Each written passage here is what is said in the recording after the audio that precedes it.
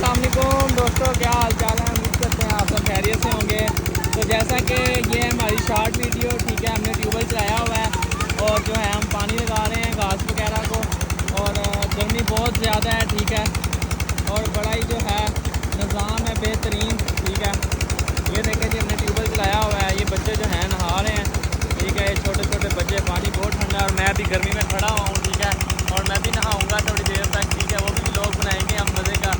और जैसा कि कल रात को हमने व्लॉग बनाया था, रात को जो है हम नहाए थे।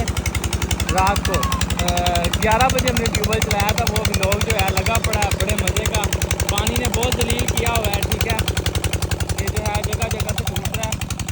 ये देखें जी, ये हमारी जो है शॉर्ट वीडियो है, ठीक है।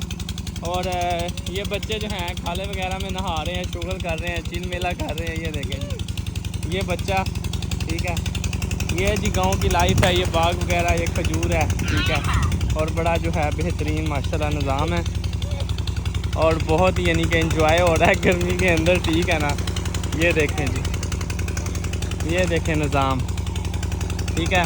तो जो पूरे व्लॉग होते हैं देखने के लिए इस चैनल को सब्सक्राइब करें, लाइक करें, कमेंट करें, ठीक है, ताकि आने वाली जो है अच्छी अच्छी वीडियोस आप तक पहुंच सके, ठीक है। दुआ में याद रखिएगा। अल्लाह हाफिज़।